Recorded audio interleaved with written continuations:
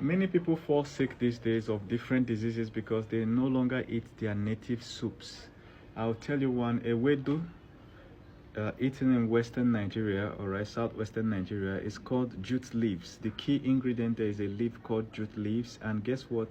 It is a treatment for asthma, and not just asthma, all sorts of breathing problems, all right? Including breathlessness, wheezing, chest tightness, and a whole lot. It also solves all these problems, you see. Pain, ascites, pile, tumors, cystitis, and so on, fever, constipation, dysentery, worms, hypertension, hormone stabilization in women.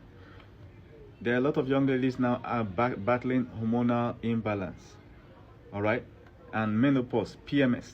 They are battling these things and they are taking different pills because what? They have left the ways of the forefathers, the ancient native doctors we used to have in Africa. They came and saw the most common problems that people face. They took the herbs that they used to solve those problems and made it into a soup. Now we eat it. I'm going to show you more soups and more health benefits. But remember that when you are cooking with these things, these leaves, they are herbs, they are powerful, potent medicines. You're supposed to add them last. In the cooking process, you add them last so that you don't overcook them. Okay, now look at this. Sleep disorders. Many women facing menopause usually have this. Sleep disorders, skin health, teeth and gums, okay? Restless leg syndrome, blood clotting, inflammation. And here's the one, weight management. So many people are overweight and you're going to the gym. After 1 year in the gym, you're not losing weight. It's because you have left the native soups. You're now eating pizza, pies, ice cream, and you're wondering where the weight is coming from.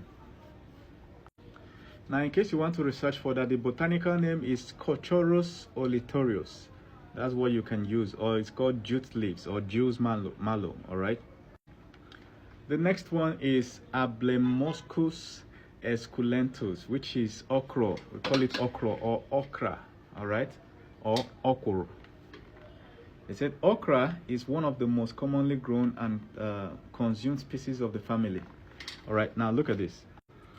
Okra helps with all of this. The most important one is blood sugar for those having diabetes complications, all right? Remember, our forefathers already put it in the food. It says okra can help regulate blood sugar levels by controlling how quickly sugar is absorbed from the intestines. Okra seeds may also help prevent, you see? Can you see? Heart health, okay? You're having heart problem, your heart has expanded more than normal, that they are scanning you every time. Look at okra contains polyphenols, which can help prevent blood clots and reduce the radical damage. Most people have left ancient soups. They have left the wisdom of the forefathers. Brain health, bones, immunity. There are many people in the villages that will tell you that they have never been sick. They don't know what it means to take any pills. They have never been to the hospital, and they are physically fit. These people clock 120 years easily. Why? They eat the soups that our forefathers created. Let me tell you, our forefathers have been on this land for many years, hundreds of thousands of years. They have learned how to live here. So for us to come in this generation and just change everything and start eating food from other parts of the world. The next one is egusi soup. As you can see, the botanical name for egusi is Citrullus lanatus, and of course there are other names that other people suggest, but it's actually a seed of melon. They open the melon, they take the seed and break it, and then bring out the egusi, dry it, and use it to cook. It is high in vitamin B1. So the vitamin B1 is called thiamine. Look at the health benefits of vitamin B1, cardiovascular health. Okay, that's why many people like to eat it, because of to lower their blood pressure, brain energy. And another one is eyesight. All this one that you are 35, 40, your eye cannot work again. You see, good for diabetes, immunity, improves memory, metabolism. Many old people are losing their memory these days. 65, 70, the person has started forgetting names of children, names of things. Eventually they forget everything. Our ancestors already had it in this soup. Before I move over to another soup, remember that you can go and Google this. Google exactly this title. There is a research on this with this soup. It's a white paper published in 2017, all right, by these guys, all right. So go and read it. A goosey and okra soup. Go and read it. Next is nsala soup. Look at, is also known as ofe nsala, cooked by the Igbos, and contains ingredients that may have of health benefits: uziza leaves and yam, cocoyam. All right. What does cocoyam? Cocoyam is ede. It's used as a thickener in this soup, and guess what?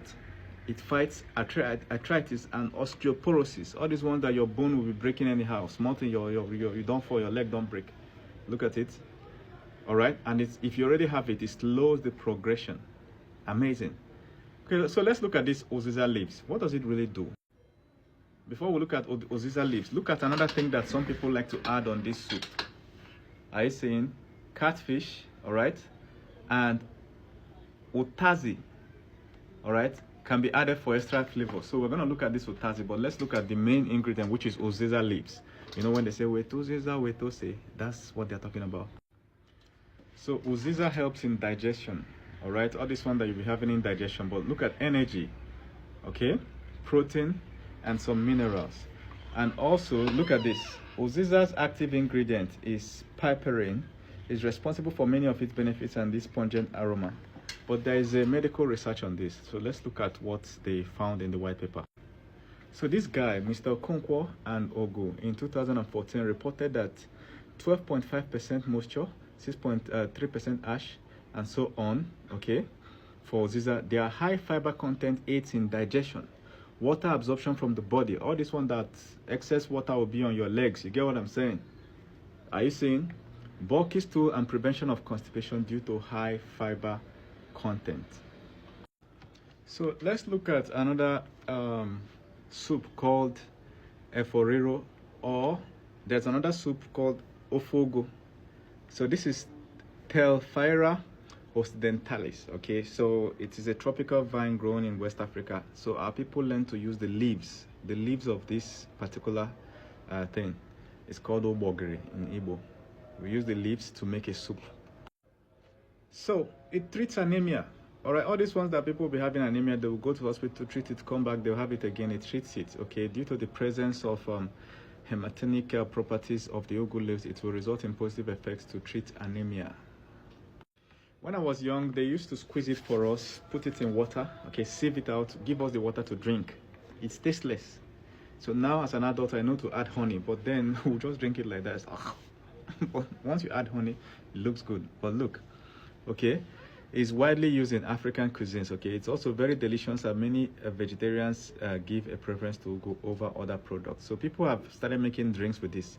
It's very good source of vitamin D and minerals. So in case you don't know, as a black skin, you need to be under the sun more often than not. All right, because your skin, your body cannot make its own vitamin D easily, unlike people that are not black. So we blacks, we're like solar panels. We have to make our vitamin D from the sun. But what is happening these days, people no longer go outside the sun. They stay in their house, enjoy AC. In the morning, they wake up, they enter their car, AC. They get to work, office, AC. They never go under the sun. After some years, these people will start falling ill because their vitamin D level will crash.